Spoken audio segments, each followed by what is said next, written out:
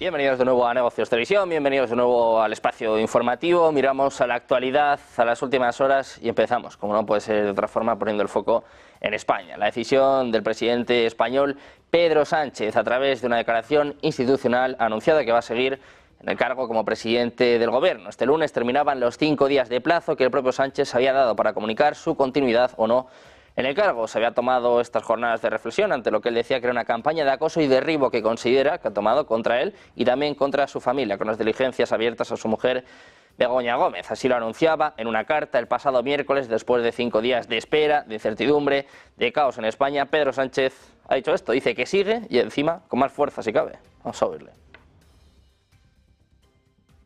He decidido seguir con más fuerza si cabe al frente de la presidencia del Gobierno de España. Esta decisión no supone un punto y seguido, es un punto y aparte, se lo garantizo. Por eso asumo ante ustedes mi compromiso de trabajar sin descanso, con firmeza y con serenidad, por la regeneración pendiente de nuestra democracia y por el avance y la consolidación de derechos y de libertades. Asumo la decisión de continuar con más fuerza si cabe al frente de la presidencia del Gobierno. Con más fuerza si cabe, el que ha respondido es el líder de la oposición, Alberto Núñez Feijóo. Dice que Pedro Sánchez no está a la altura de España. Escuchamos. Lo que se extienda su mandato, todo esto que estamos viviendo ya no es más que el epílogo de un pasado que vamos a superar. Acerca de que el presidente del gobierno no tenga problema en hacer el ridículo, yo no tengo nada que decir, allá él. De que arrastre a mi país a ese camino, sí quiero hacer una consideración. España no tiene un presidente a la altura de... Decía Feijóo que no tenemos un presidente a la altura. No ha sido el único mensaje que ha lanzado, bastante duro, Alberto Núñez Feijóo, que decía que ha sido el discurso más peligroso hasta la fecha de Pedro Sánchez. Lo escuchamos. El discurso de hoy es el más peligroso de todos los que ha entonado. La reflexión de Sánchez termina con una confesión que en realidad ya todos conocíamos. No acepta la discrepancia. Quiere un país a su medida y a su servicio, ciudadano a ciudadano, institución a institución. Y detrás de toda su escenificación está la pretensión de ser aún más presidente, aunque sea a costa de aún menos democracia. También se ha manifestado en este aspecto, en esta línea, Isabel Díaz Ayuso. Dice que lo que quiere Pedro Sánchez es más poder sin control. Lo escuchamos. El Partido Popular, el líder de la oposición, va a realizar una rueda de prensa, va a comparecer en torno a la 1:30. Él dará toda la información y la opinión del Partido Popular. Para mí, desde luego, no ha sido ninguna sorpresa. Así lo señalé el sábado, que el presidente estaba aprovechando 5 días para ver cómo atacar a los jueces, a los partidos políticos y a la prensa independiente. Es en lo que ha estado estos 5 días. El presidente del Gobierno funciona bajo la máxima de o conmigo o contra mí. Y es en lo que ha estado. Yo creo que debería dar menos discursos sin periodistas y quizás más ruedas de prensa con preguntas para dar explicaciones.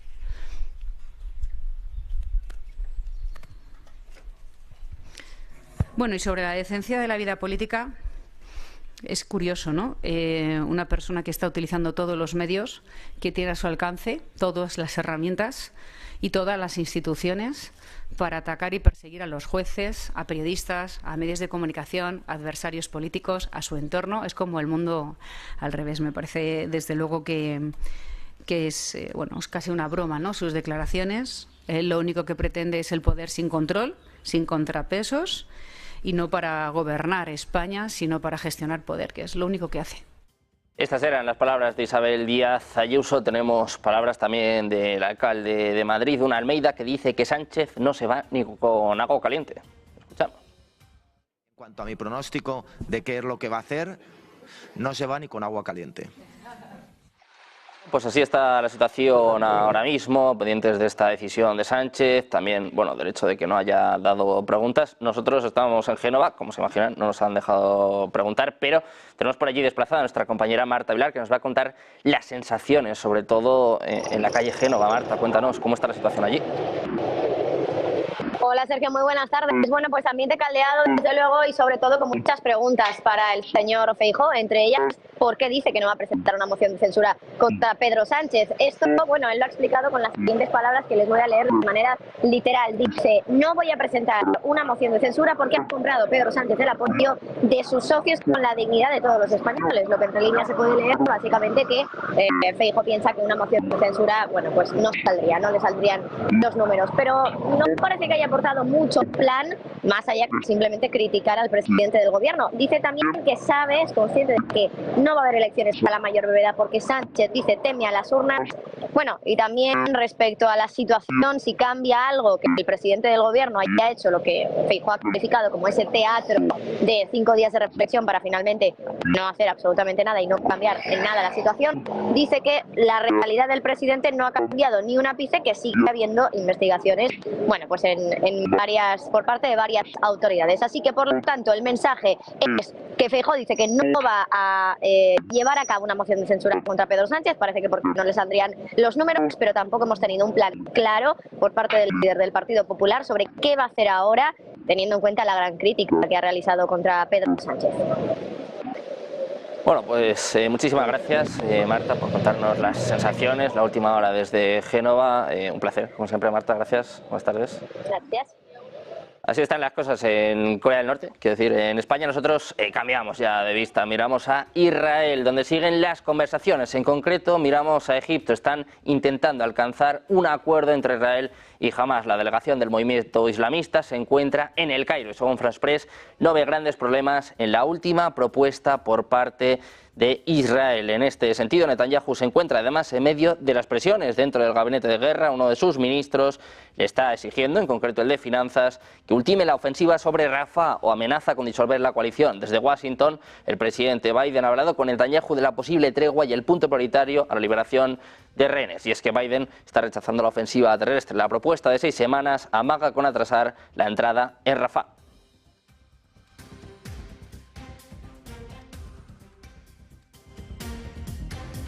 Mientras tanto, las autoridades israelíes temen que la Corte Penal Internacional emita esta semana órdenes de detención contra el primer ministro israelí, Benjamin Netanyahu, el ministro de Defensa, Yoav Gallant, y el jefe del ejército, Herzi Halevi, por considerar que no han hecho lo suficiente para evitar las violaciones cometidas por sus tropas contra los civiles palestinos. Es lo que informa en estos momentos el diario Haaretz. Según el diario israelí, tanto el ministro de Justicia como los abogados del ejército intentan evitar que esto ocurra, y además de Netanyahu, el ministro de Asuntos Exteriores, Ron Dremes, y países amigos de Israel, con Estados Unidos a la cabeza, intentan convencer al fiscal general de la Corte Penal Internacional para que atrase o incluso impida la emisión de las órdenes judiciales. Fuentes del gobierno israelí consideran que las órdenes de arresto podrían ser entregadas a Netanyahu, Gallant y Halevi un día de esta semana y que no se verían afectados funcionarios de rango inferior. Israel, al igual que otros países como Estados Unidos, Rusia o Irán, no reconocen la autoridad de la Corte Penal Internacional, pero los 123 países que sí lo reconocen estarían obligados a detener a estos individuos y entregarlos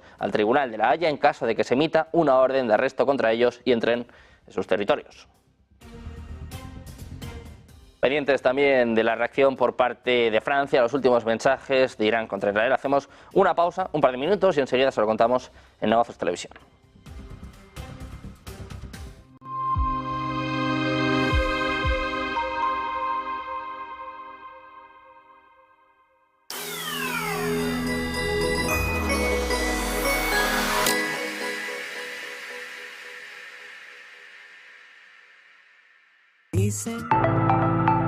Blockchain es una tecnología basada en una cadena de bloques de operaciones descentralizada y pública. Esta tecnología genera una base de datos compartida a la que tienen acceso sus participantes, los cuales pueden rastrear cada transacción que hayan realizado. Para que se hagan una idea, es como un gran libro de contabilidad inmodificable y compartido que van escribiendo una gran cantidad de ordenadores de forma simultánea. El modelo más antiguo de una blockchain se creó a principios de la década de los 90, cuando el científico informático Stuart Haber y el físico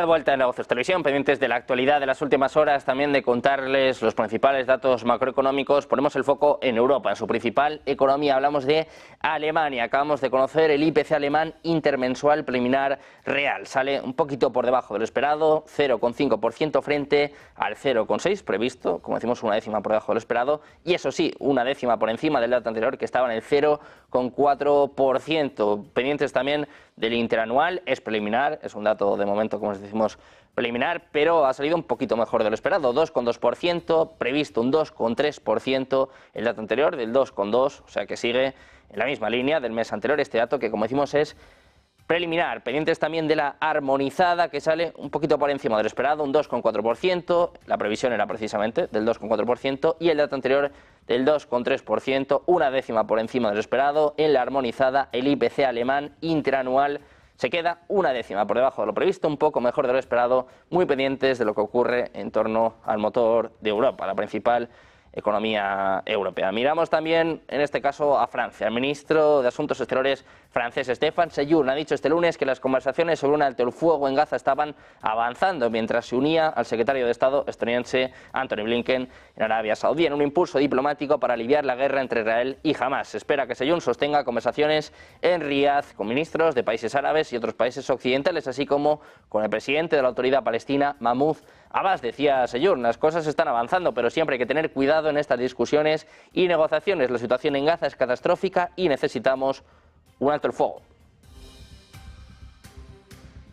También habla del secretario de Estado de los Estados Unidos, Antony Blinken. Dice que tiene la esperanza de que Hamás acepte una oferta extraordinariamente generosa para detener la ofensiva de Israel en Gaza a cambio de la liberación de rehenes. Decía Blinken, Hamás tiene ante sí una propuesta que es extremadamente generosa por parte de Israel. Tienen que decidir y tienen que hacerlo rápidamente. Añadía Blinken, tengo la esperanza de que tomen la decisión correcta. Hablamos también de Irán. La Guardia Revolucionaria iraní afirma desde el lunes que unos 10 países ayudaron a Israel a defenderse ante el ataque con cientos de misiles y drones lanzados desde Irán contra el territorio israelí el pasado 13 de abril. El general de la brigada, Ramazan Zarif, ha dicho que 10 países ayudaron a Israel a defenderse durante la operación punitiva de la promesa verdadera y que en esta operación se logró la victoria de su país sobre el sistema de defensa de países prominentes. Eso es lo que está reportando la agencia Tasnim. La inédita ofensiva iraní se llevó a cabo en represalia por el ataque del 1 de abril contra su consulado en Siria, que causó la muerte de 7 miembros de la Guardia Revolucionaria, incluidos 3 generales. Precisamente, el general comandante decía que después de más de 50 años, el país de los chiitas, Yarul Bait, abofeteó duramente al régimen sionista, algo que dice no podían creer.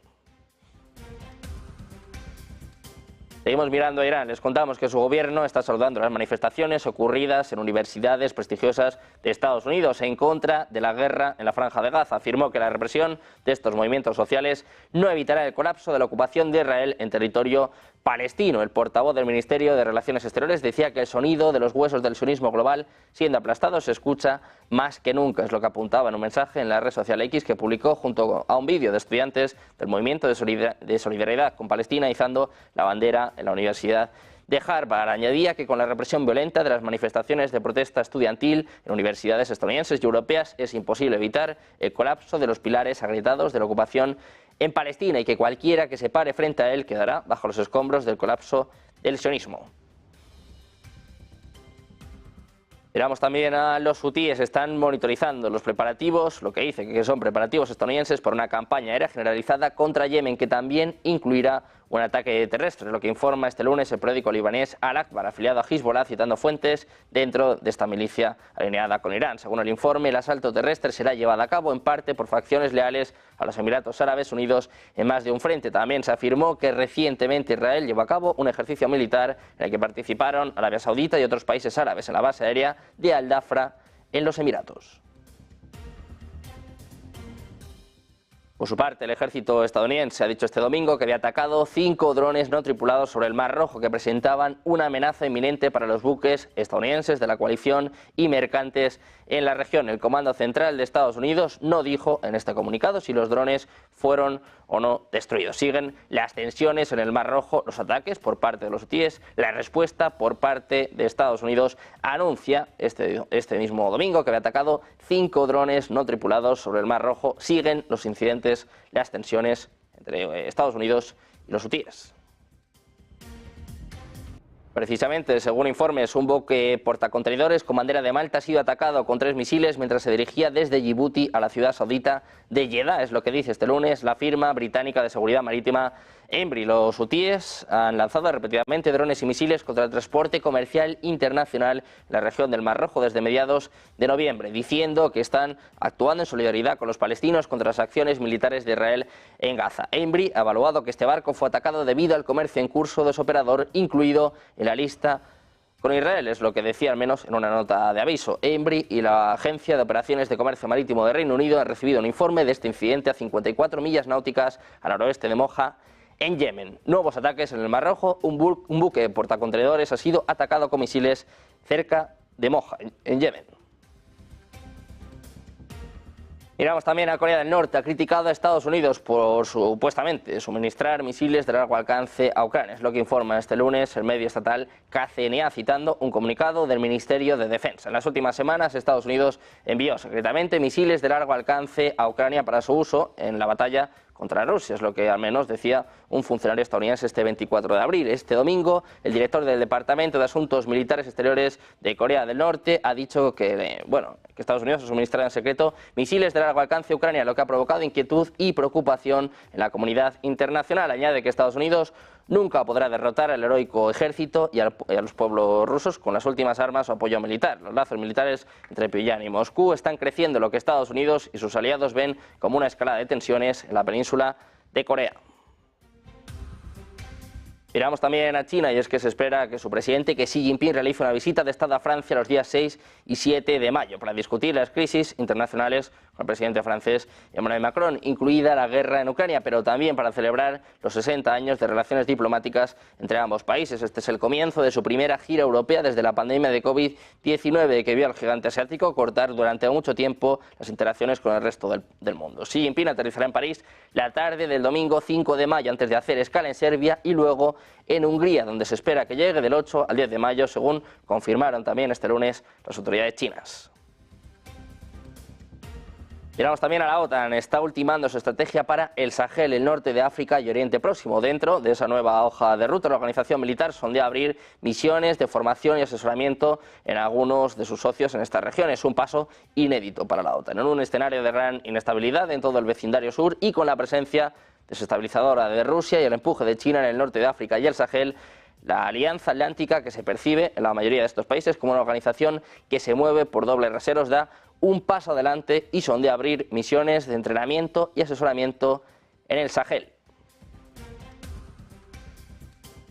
Miramos de nuevo al presidente francés, Emmanuel Macron. Dice que la cooperación con la OTAN es ahora una prioridad de la política de defensa de Francia, pero que Europa necesita abrir un debate sobre su propia defensa europea, incluyendo cuestiones relativas a las armas nucleares, es lo que expresaba el presidente francés en una reunión con jóvenes europeos en la Escuela Europea de Estrasburgo. Dice lo siguiente: tenemos una forma de protección que es la OTAN, ahora tenemos que ir más allá y construir una defensa europea creíble, es lo que afirmaba el presidente francés. Según Macron, esto puede significar el despliegue de escudos antimisiles, aunque puntualizó hay que estar seguros de que bloquean todos los misiles y disuaden del uso de armas nucleares. Según el mandatario, la credibilidad también significa tener misiles de largo alcance para disuadir a los rusos. Recordó que la doctrina francesa permite el uso de armas nucleares cuando existen amenazas contra intereses vitales, si bien también debe contribuir a crear confianza en la defensa del continente, dada la dimensión europea de estos intereses.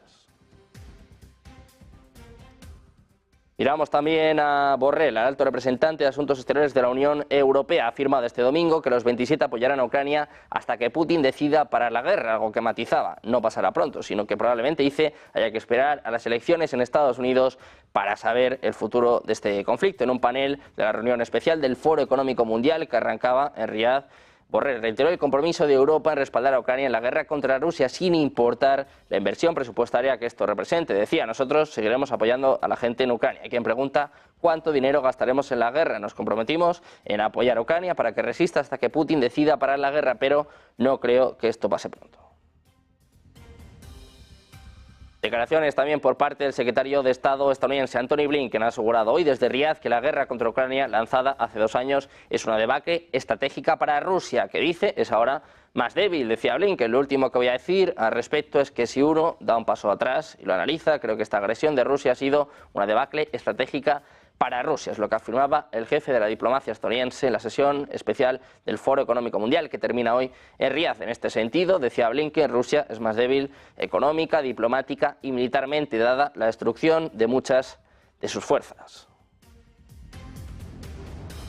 Pendientes de más actualidad, más últimas horas, nuevos avances, nuevas capturas por parte de Rusia. Hacemos una pausa, 2 minutos, y enseguida se lo contamos en Negocios Televisión.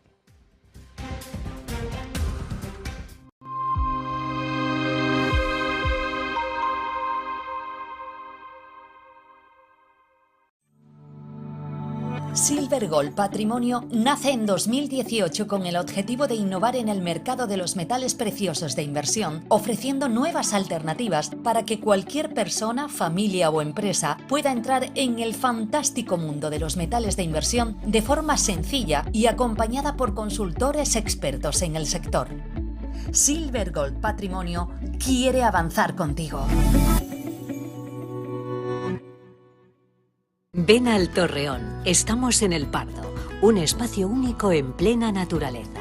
Disfruta de momentos de desconexión mientras saboreas la mejor gastronomía. Disponemos de 7 amplias terrazas y salones para todo tipo de eventos. Degusta nuestros exquisitos platos acompañados de una selecta bodega de vinos. A tu servicio, un gran parking y zona infantil. Abierto los 365 días del año. Cocina ininterrumpida desde las 10 de la mañana hasta las 12 de la noche. Haz tu reserva. Hola, adictos a las bolsas y a los mercados. Si te parece demasiado complejo el escenario global y necesitas una ayuda a la hora de entender los mercados,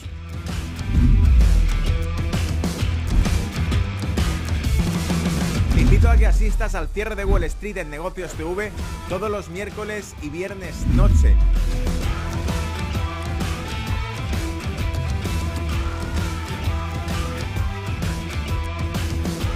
Donde no solamente empleamos los gráficos, sino también el análisis de datos fundamental, macroeconómico y los factores geopolíticos que revelan la situación real de los mercados. Te esperamos, no faltes. Chao.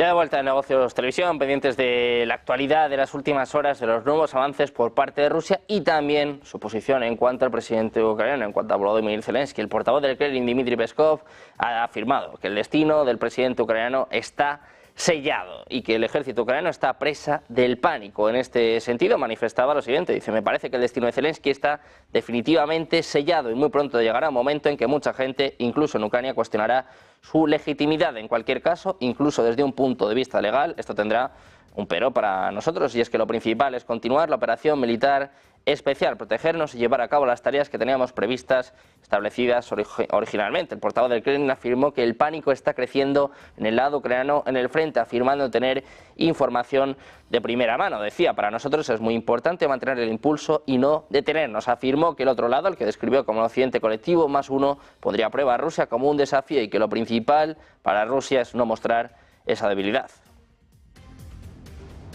Mientras tanto, el gobierno de Rusia ha anunciado la toma de la localidad ucraniana de Semenovka, situada en la región de Donetsk, un día después de que las fuerzas ucranianas anunciasen su retirada de varios pueblos de la zona ante el empeoramiento general de la situación en el frente de combate. El jefe del ejército de Ucrania, el general Oleksandr Arshinsky, ha confirmado este lunes el repliegue de Berdichi y Semenivka, ambas en Donetsk, para preservar, dice, la vida de los militares, en un mensaje publicado en redes sociales y en el que admitió dificultades en ciertas zonas. El Ministerio de Defensa ruso ha incluido Semenivka entre las zonas liberadas en un balance de la situación en el que ha denunciado, no obstante, contraataques ucranianos en esta localidad y en otras 7 de la región de Donetsk, una de las provincias ocupadas en parte por Rusia. Por su parte, las Fuerzas Armadas de Ucrania han informado este lunes de que han repelido 55 ataques en el denominado eje de Avdiivka, dentro del cual sitúa Semenivka y uno de los grandes focos de enfrentamiento durante los últimos meses, con constantes acciones cruzadas entre ambas partes.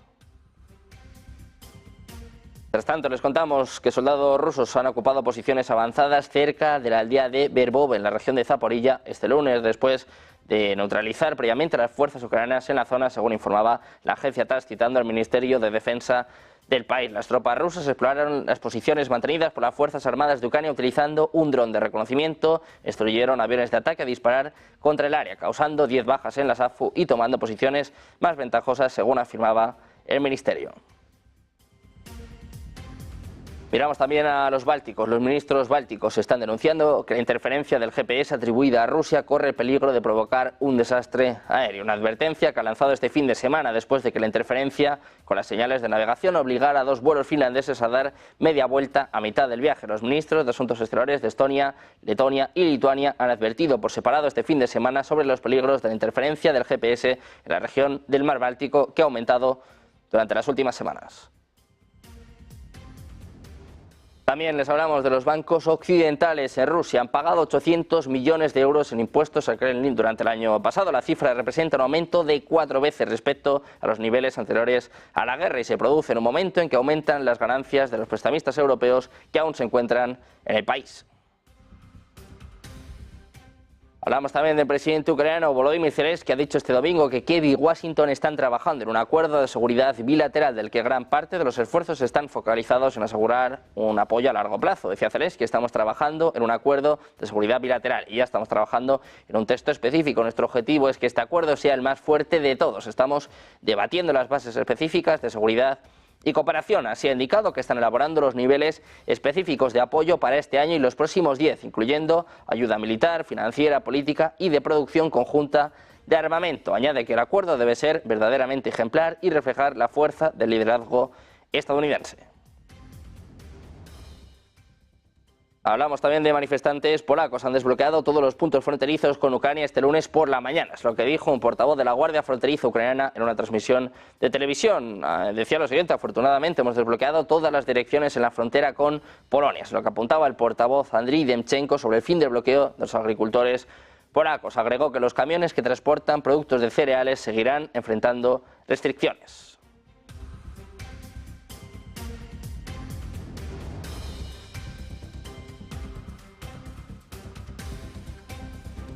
Miramos también al Ministerio de Agricultura de Ucrania. Ha celebrado el fin del bloqueo fronterizo por parte de Polonia. Es lo que ha manifestado cuando, según él, se han producido conversaciones productivas con Polonia. Dice el propio Mykola Solski que las negociaciones que tuvieron lugar no fueron fáciles, pero lo principal es que consiguieron un resultado.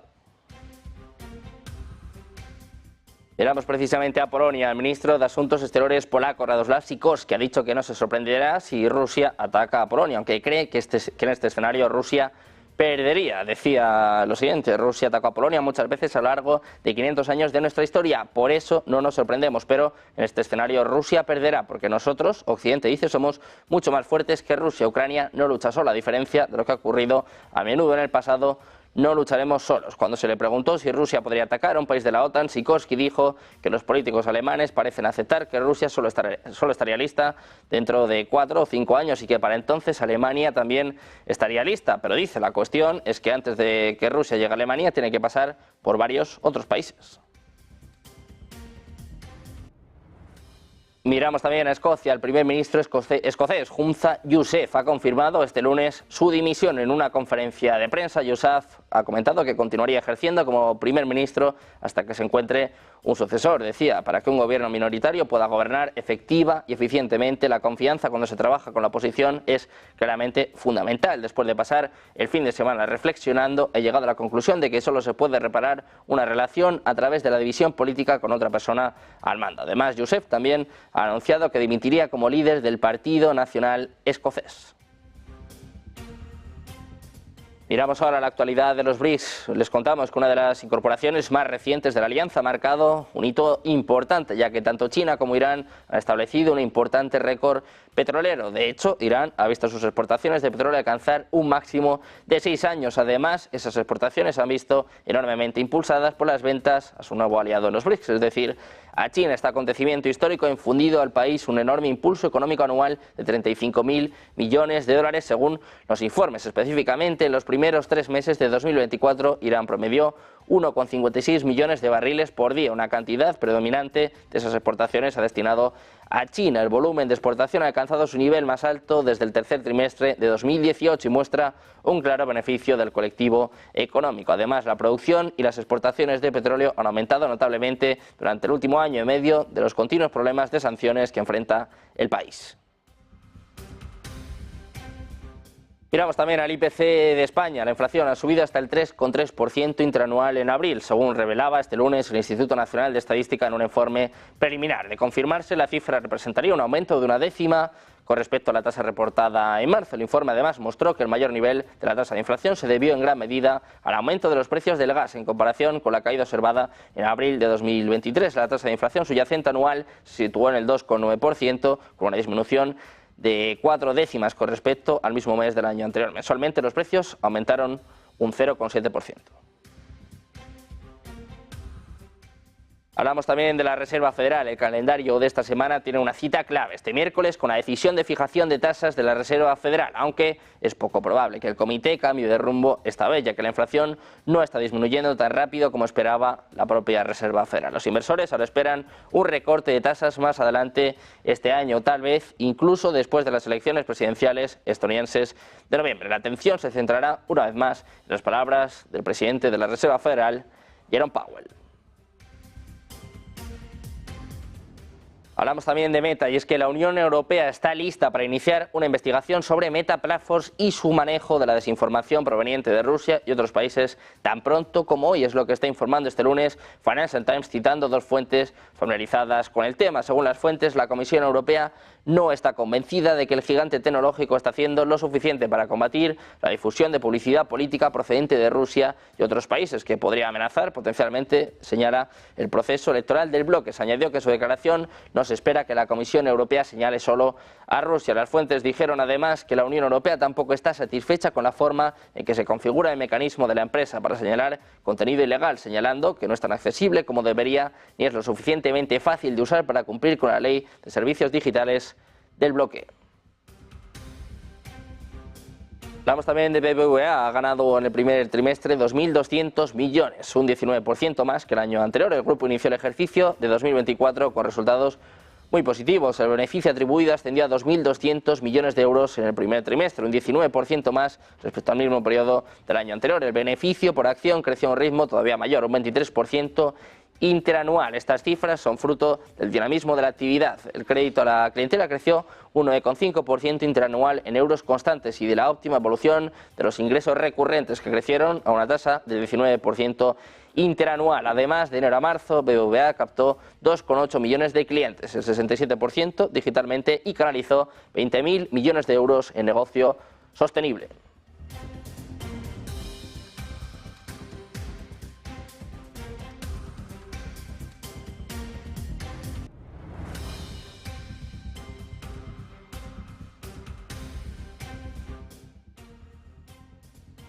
Pendientes de más noticias, de más actualidad, más últimas horas, pendientes también de brindarles el mejor análisis. Hacemos una pausa, unos minutos, y enseguida volvemos con los expertos en Negocios Televisión.